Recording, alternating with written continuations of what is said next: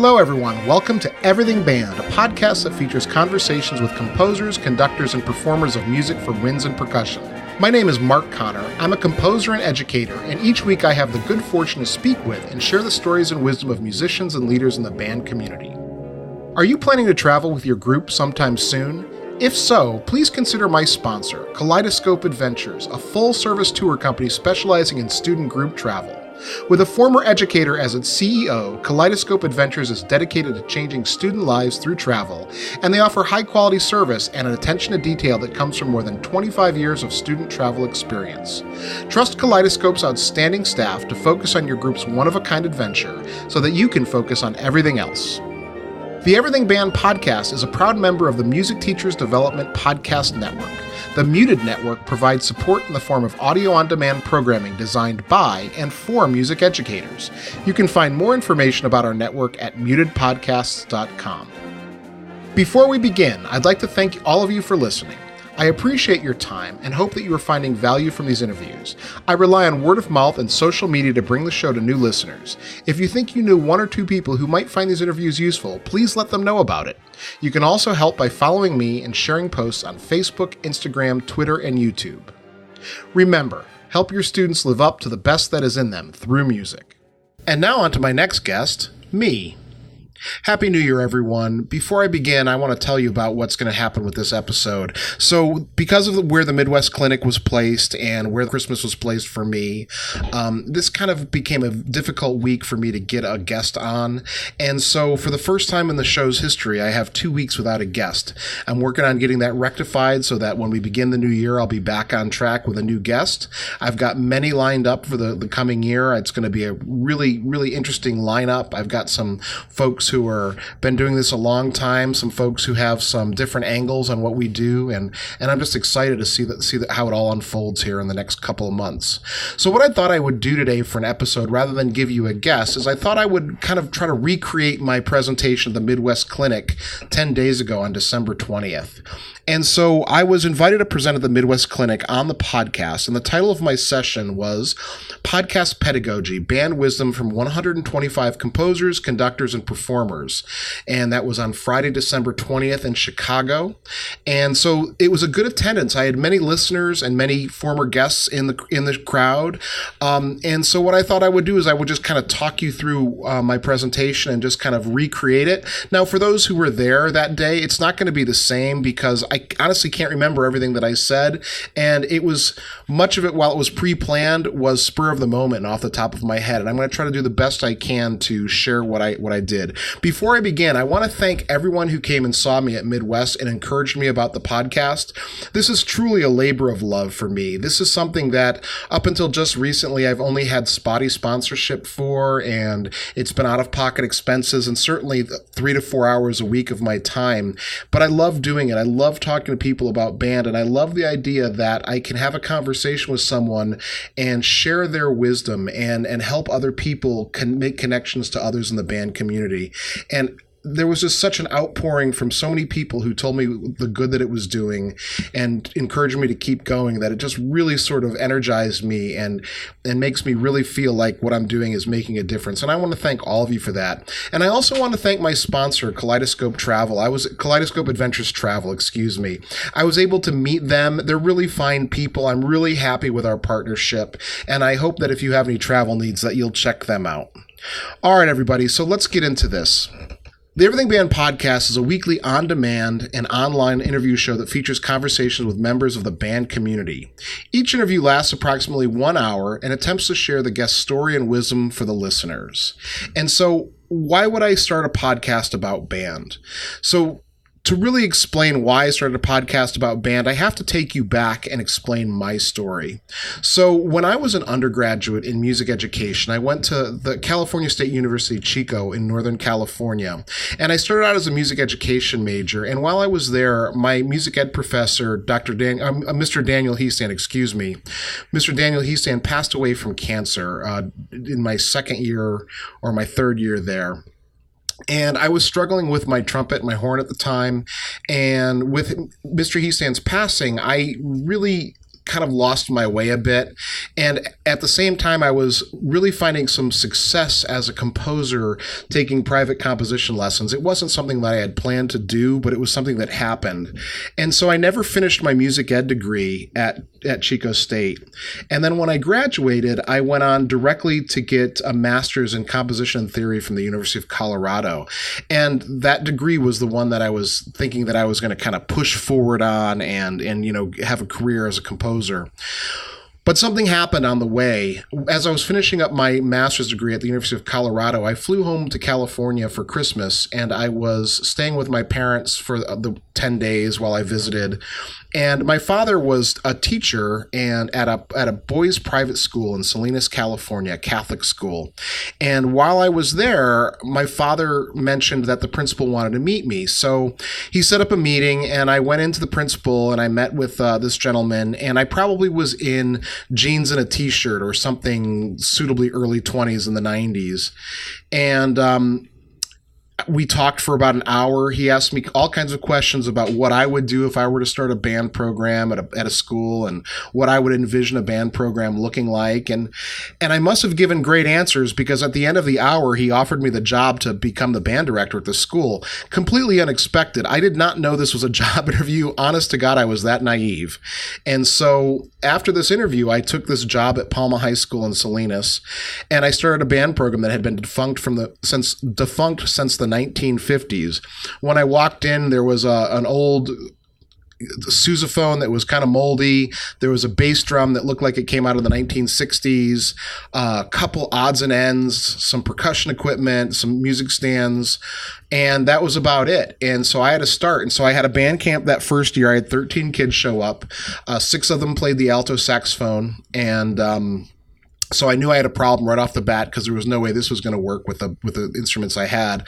So I immediately called the principal, and I asked him if I could invite the girls from the school across the street, the girls' Catholic school across the street, to form a band for both schools. And so I reached out to the principal over there. She agreed. The next day I had 6 girls came to join the band, and I ended up with 19 off the bat. And then once school started, I was up to 25, and that sort of held steady that first year. So I was only teaching one band class. I had no jazz ensemble. I had no junior high. The school was 7 through 12. I was teaching 3 periods of English to 7th and 8th graders, and a period of 9th grade world history in addition to band to make my full load. And so, but by the time I left 4 years later, I had a jazz ensemble, a concert band, a junior high concert band, and 2 guitar classes. And I had a band of 83 kids involved in the music program, not including the guitarists. And so I'm very proud of the work that I did there, but I always still had in the back of my mind the dream that I was going to go on and get my doctorate and teach at the collegiate level. And so I left that job after 4 years, and I went to the Florida State University and got my doctorate in composition. My first piece that I wrote there was a commission for Tim Paul, who's now Dr. Tim Paul, who was the band director at Leon County High School. And that piece became my Variations on a Russian Hymn, which is my first published band piece. And so after Florida State, I sort of left the band world. I was writing mostly chamber music. I was writing lots of music for strings, and it was mostly quote unquote new music, maybe music that is a little more challenging. And then when I left there, I taught for a year at Western Carolina before finally settling in the St. Louis area, where my wife is the cello professor at Southern Illinois University, Edwardsville. But I stopped writing at that point because I wasn't feeling like I was getting much accomplished. I didn't feel like I was being particularly honest to myself as a composer. And so I didn't compose for 6 years. I simply punched my card every day and taught music theory at several different schools in the St. Louis region, and was just grading papers every day, not writing music, not being particularly creative. And then I had kids. And this is where the story gets really personal for me. When I had my daughter in 2011, January of 2011, it really sort of flipped my life upside down. And people who are parents understand this. And even if you don't, you probably still understand it. And then a year later, my son was born. And that was the summer after my son was born that everything kind of came to a head for me. I was really unhappy and really dissatisfied with my professional life so far. I had this doctorate. It seemed like I was grading part writing endlessly. And so I remember one day I was changing my son and thinking about he and my daughter. And I thought to myself that I've got to do something. I've got to do something different. And so I decided I was going to go back and write band music. I was going to go back to what made me love music in the first place. And for me, that was high school band. And it wasn't any one thing. It was being around my friends. It was doing something greater than myself. It was making the magic of music. And band is why I became a music major. Band is why I ended up in this field. I was always going to be a teacher. I was the son of two teachers. I can remember as a kid trying to teach my older brothers and sisters things I learned in books that I read, and I would just try to pass on information to anyone who would listen. So I was always going to be a teacher. Up until high school, I thought it was going to be a history teacher, and then band came along, and I became a music teacher. And so I began to write band music, but I was still teaching music theory. And so I had some early failures, notably one piece that was way too long and way too boring. And I have a friend who was at Midwest from college who read it with his band a few years back, and the comments I got back were pretty pointed from the kids: boring, not interesting, that kind of thing. But I figured out, I got better and better, and I'm still getting better. I have a lot to learn about writing for school band. I think I'm doing okay, but still room for growth, of course. And so as I began to write more and more band music, I began to do more and more with bands. I began to work with school bands and school orchestras, and I began to conduct more of my premieres, especially at the college where I was teaching. And then something happened professionally. I took a job. I left my part-time jobs, and I took a 1-year position to teach theory full-time in St. Louis. And it was a good job. It was well paid for a year, but it didn't work out for me to get the full-time job. They ended up going in a different direction, and there's no hard feelings there. They wanted someone who could teach jazz, and I'm not a jazz musician, and that's okay. But when that job ended, I faced a decision, and I came to the big crossroads of my recent life, and that was, should I go on to continue to teach theory and continue to do what I've been doing for years and find more part-time jobs and piece together what I was doing? Or should I go back and teach band again like I did after my master's degree? And I chose the latter, and I accepted a part-time job at the Sal Merowitz Jewish Community School in St. Louis, where I still teach today. And it's been 2 years, and they've changed my life completely. And so where does the podcast fit into this? So I started the podcast while I was still a part-time theory instructor. I was just started getting back into the band world. I had some published pieces, and I was listening to podcasts by other podcasters, particularly the podcast, The Composer on Fire, which then became The Portfolio Composer, hosted by Garrett Hope. And then another one hosted by the tuba player, Andrew Hitz, who's the husband of Tiffany Hudson Hitz. And both of them were guests on my show. And, Garrett's podcast in particular interviewed composers, and they told their stories and they told of their struggles. And I can remember thinking when listening to those podcasts, oh my goodness, I'm not alone in this world. There are other people who feel the way that I feel about music, about composing, and they have the same struggles. And that really galvanized me as a composer. It really made me want to write more and really made me focus on being a composer again.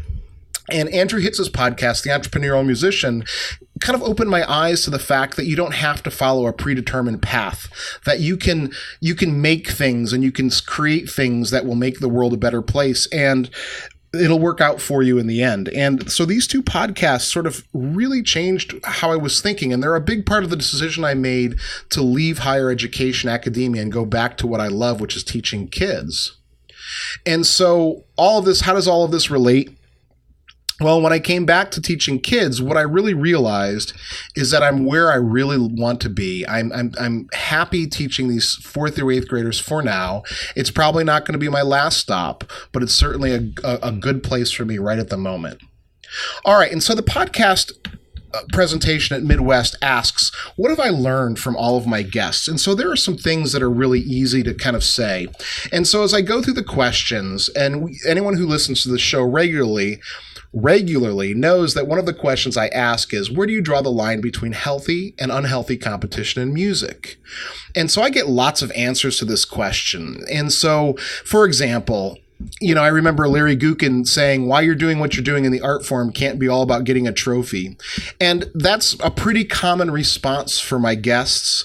But what my guests overwhelmingly say, and those who have been longtime listeners know this, is that it's about the students. If you put the students first, you're always going to be okay. And so the other thing I've learned is that it's very personal. And so some people, some band directors, some teachers can really use competition to their benefit with their students. They can go to festivals and use that as motivation, and they can teach effectively through that, or they can use competition in their classroom to create effective situations. But I also know that some other teachers can't do that. They're not wired the same way. And that's something that's interesting about this, is that we're all different as teachers, even though we have the same goals generally. For me, when I was a high school band director, I wasn't good. I'm the youngest of 6 children. I'm super competitive. And so when I found myself taking my kids to competitions and, music in the parks or whatever it was in those days, and it became less about what the judges were saying to help us get better, but it became about the criticism, and it became about winning the trophies. And, I was at an all-boys school. It was very competitive. And looking back, it wasn't the healthiest situation. And I'm sure had I taught there longer, I'd have figured that out and sort of cut out the competition aspect. But for me, competition wasn't important. And so it's really about what every person believes. The second question that I ask is, how do you find a work-life balance in a career as a music educator? My favorite answer to this question comes from Chuck McGuire at episode 49. He said, you have to be aware that you have to take care of yourself so that you're there for the musicians. And to me, this reminds me of the flight attendant on the airplane. When the oxygen masks deploy, they instruct you to put yours on first so that you can then help the people around you. And it doesn't do any good to your child if you put the mask on them first, but you don't have oxygen and they can't help you. And so it's the same thing in the classroom. But what's interesting about work-life balance, as almost every other question, is that it's deeply personal. For some of my guests, work-life balance means having a supportive spouse who understands what they're doing. For others, it means taking time away from music completely. For still other guests, there is no work-life balance. They love being a band director. They love all the trappings of that. I think the main thing is to make sure that it's healthy for those around you, because there's nothing worse than the story of a band director who's divorced or loses loved ones because they're not present. And to me, that's the bottom line, is make sure that you're present for your students and for those that love you and who you love. The next question is, what are the challenges facing music education and how can we best meet them? And now, we all know that this is a gigantic question. If you've listened to the show, I ask this question week after week, and I never really expect a thorough answer because there can't be one. The challenges facing music education are vast, but by far the most common answer I get here is relevance. Keeping music relevant to society, keeping band relevant to the kids that are involved, competing with the other activities that are taking kids out of our bands, but most importantly, teaching people that music is valuable because it makes better humans, and more on that in a little bit. And finally, my favorite question of the whole interview is always, what advice would you give your younger self? Lately, I've been asking it with the time machine. If I could give you a time machine to go back to talk to yourself at high school graduation, what advice would you get? And the most common advice is simply get a life. In the words of William Owens, it's take the time to smell the roses. This is what I hear over and over and over again, is slow down. If you're a young band director, slow down. We can't be famous in a day. Rome wasn't built in a day. All those things that people say for this, because life is long and a career as a band director is long. Now, that doesn't mean that you shouldn't be striving and working hard, but it means that you should give yourself a break and be patient with yourself and be patient with your career. It's all going to come to you if you continue to work hard and you put in your time every day. All right. And so what about wisdom that I get that's very specific from my guests? the things that I hear over and over again that resonate with me as a teacher myself. The first of these is put the students first. They're the reason why we're there in the classroom. Put the students first. The second thing that really resonates is find a mentor, seek input from others, and no matter how uncomfortable it might be, this is something that I really struggle with, right? I have a little bit of a problem sort of putting my ego down, that I have a doctorate and that I taught college and, that I'm coming back to the band world. This makes me uncomfortable because I feel like maybe I'm a little bit of a fraud, and I feel like that maybe if I invite someone into their room, they're going to point to me and say, see, you don't know what you're doing. Your clarinets are doing this, and that I'll somehow not really feel like I need to quit or whatever. But none of that's true. That's all in my head. Having someone into my band room, having someone help me become a better teacher goes back to the first point about putting the students first. I need to improve every day. Even in my middle ages, with all the experience I have, I can get better every day. And that means having people come in to help me, to teach me, no matter how uncomfortable it makes me. The next thing is that most band people are really nice people, even the most #band famous. When you go to Midwest, or you go to your state conference, or you go to Music for All, or any number of things that were involved in the band community or the big events, everyone is really friendly. We all grew up in the band room or in the music room, and we have this shared bond through music that we can all relate to, and we're generally here to make the world a better place. The next thing that comes to me, and I'm going to sort of invoke a recent episode here, is that kindness, attention to detail, and consistency are good places to start building a successful career. And this reminds me of the story that Bobby Lambert told me in a recent episode about when he was working at Marian Catholic, and how on the first day of marching band, where he had to have the marching band at Marian Catholic, he was really nervous and struggling a little bit, and he saw Greg Bim's car driving up, and he thought, oh, I'm saved. And Greg got out, instead of helping Bobby with the marching band, he held up McDonald's bags that he had found on the bus and said, this isn't what we do at Marian Catholic. We always pick up our trash. And how those little things like that, the little attention to detail, the little rules and procedures that we have, those build the consistency in our programs. But overall, it's about kindness. And I think about Steve Graves, another guest on the show, and he just did a presentation at Midwest about classroom management, and how he talked about how when we lose our temper and we get angry, we atomize the bad feelings and send them out to the whole band, and it becomes something that becomes a problem. And so it's just that idea of kindness, attention to detail. The next thing I get from guest after guest is that there are a lot of great folks working to make our community more diverse. I've really tried my best to make sure that my guests are diverse and that I bring up these topics no matter how uncomfortable it makes us, because I want to make the world a better place if I can. And there are so many people doing great things, and that as a white male composer myself, I have no feeling of threat from any composer, because it's not a zero-sum game. This isn't like a pie where if we eat, we have 8 slices and then it's gone. There's plenty of room in the music world for great voices from a variety of cultures, a variety of places. And so we should embrace diversity, not be threatened by it. The next thing I learned from guests is somewhat hard to talk about for a lot of people, and it's that a career in music is challenging. We can't be afraid to seek help for our anxiety or depression. I know myself, I've talked a lot over the podcast about having imposter syndrome, and that really cripples me. That anxiety crippled me for a long time, but I have found help myself, and I'm better about it. I feel more confident. I feel like the choices I'm making are the right choices, and I'm not second guessing myself all the time. And then finally, the last thing I learned is the first thing I learned. Put the students first. Always put the students first. And so what have I learned personally? What is affecting my teaching right now? How has this podcast changed who I am as a teacher, and how has it informed the type of teacher I am to my students?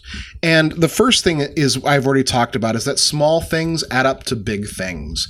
I teach 4th grade beginners. Anyone who's taught beginners, regardless of the age, knows this to be true, is that the habits we teach them on day 1 become the habits they have for a long time, and to break those habits becomes difficult. So doing the small things right, having the small procedures set up, those are really important. It's still something I don't do so well because such a large bulk of my teaching career was spent teaching college, where that classroom management situation is so easy. You walk in and basically you can start teaching. And so I've really had to work, especially with my youngest students. 9-year-olds are much different than 19-year-olds. And so I'm still working on this myself. The other thing I've learned is that I'm not alone. I am part of an enormously generous and wonderful community of people willing to help me become a better musician and teacher. I think back to my first teaching job at Palma High School in California. And I remember walking into that band camp and seeing those 13 kids and wondering, what the heck am I going to do?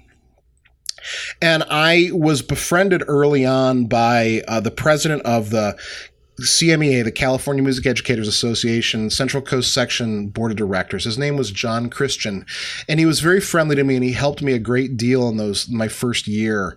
And he was kind of a lifeline for me, someone to ask questions to. But basically, I did everything alone. I did everything on instinct.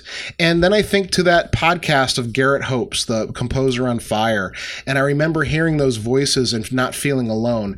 And I hope that this podcast helps other people understand that we're not alone in this world. We can reach out. People will help us. We're all in this together.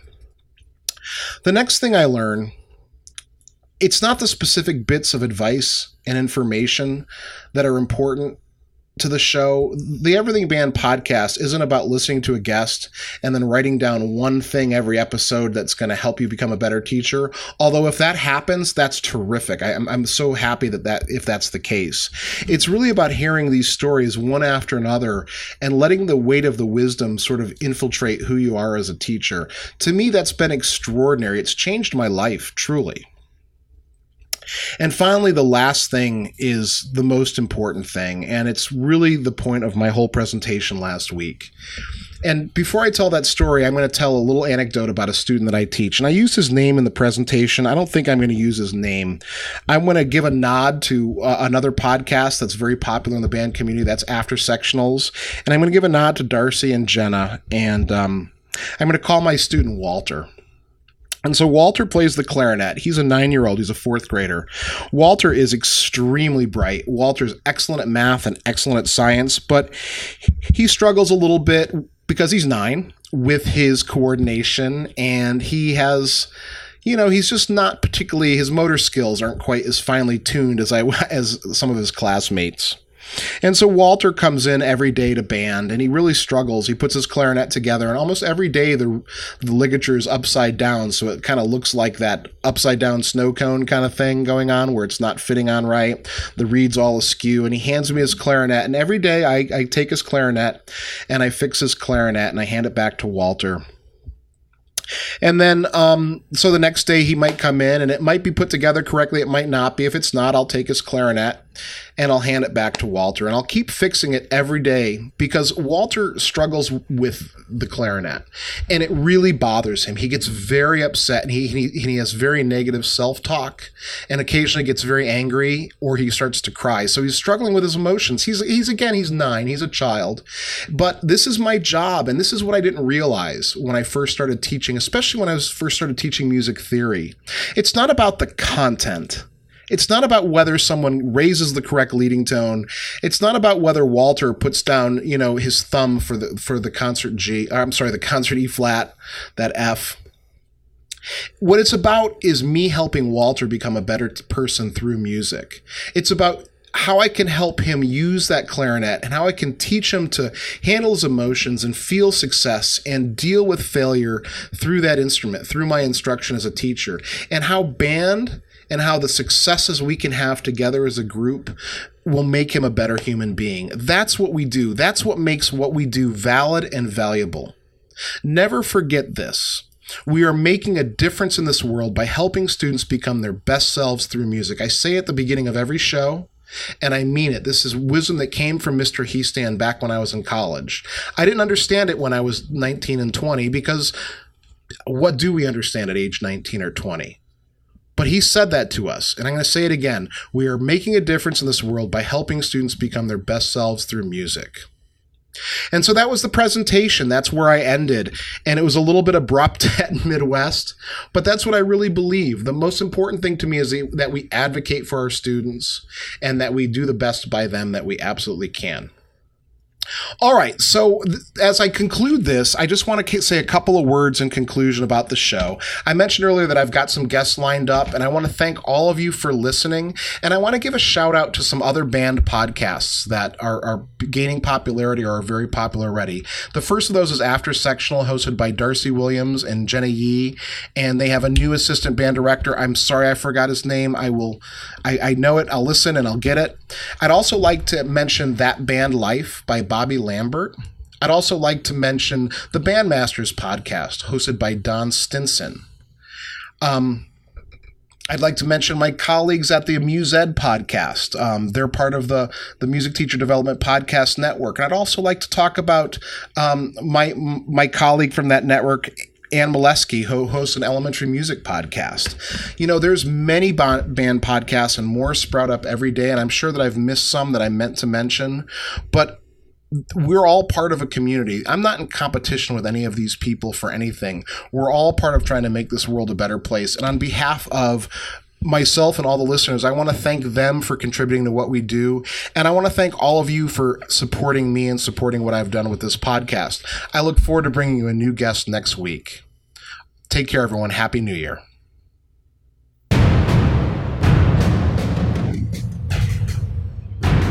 Hello, my name is Bryce Adams. I teach band at North Kitsap High School in Paulsbo, Washington.